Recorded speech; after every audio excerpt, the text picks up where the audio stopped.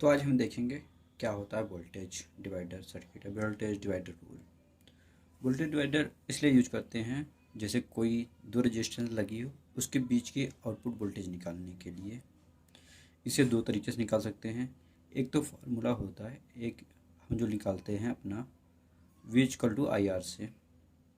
लेकिन जैसे हम यहाँ देखेंगे फार्मूले के थ्रू कैसे होते हैं। पहले देखते हैं क्या होता है voltage divider rule. Voltage divider is a circuit used to resistance series to reduce an input voltage to a lower output voltage।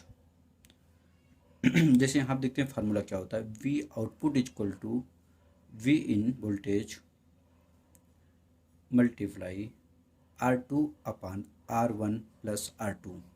हम एग्जाम्पल के लिए एक छोटा सा कैलकुलेशन ले लेते हैं। जैसे हमने एग्जाम्पल में लिया है, ये 12 वोल्ट की हमारी आउटपुट 12 वोल्ट इनपुट मिल रही है, V इन 12 वोल्ट, और R1 एंड R2 की वैल्यू हमने 2 और 4 के रख ली है। इसलिए बहुत सिंपल वैल्यू लिए हैं जिससे हम कैलकुलेशन करने में बहुत इजी हो सके। हम यहाँ वैल्यू पुट करेंगे 12 मल्टीप्लाई 4 एंड अपॉन 2 प्लस 4। तो हम वैल्यू रखते हैं 2 प्लस 4 इक्वल टू 6। अब यहाँ 12 डिवाइडेड बाई 6 आएगा 2 and 2 multiply by 4 equal to 8 voltage.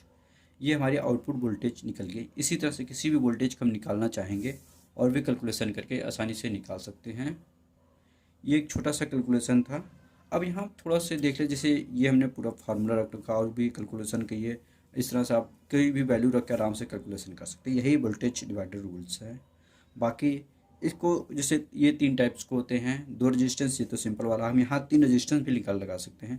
अगर और सेकंड देखेंगे कि अगर एक रेजिस्टेंस एक डायोड है तब पर भी हमारा वोल्टेज डिवाइडर रूल काम करेगा, क्योंकि कुछ इसकी भी डिवाइड की डायोड की भी कुछ रेजिस्टेंस होती है। और ये तीसरा देख सकते हैं, केवल वन रेजिस्टेंस हो, ओनली वन रेजिस्टेंस हो, अगर उसके साथ कोई लोड रेजिस्टेंस लगी है तो हम उसे भी कुछ ना कुछ रेजिस्टेंस में पाई जाती है। इस तरह से हम इसका कैलकुलेशन कर सकते हैं। और ये हमारा जो हम इसको बता रहे थे ना कि V इक्वल टू IR से भी निकाल सकते हैं, मतलब ओम्स लॉ के तरीके से भी लगा सकते हैं। उसको भी हम एक छोटे से वीडियो में बनाएंगे। थैंक यू सो मच आज के लिए। आपको कोई क्वेश्चन हो इस तरह से आप पूछ सकते हैं। जो समझ में ना आए मैं चीज़ों को सॉल्व करने की कोशिश करूँगा, और हर एक चीज़ छोटे छोटे पे मैं आने वाले वीडियो में इसी तरह से कैलकुलेशन बनाऊंगा, क्योंकि कैलकुलेशन बहुत इंपॉर्टेंट है। Thank you so much.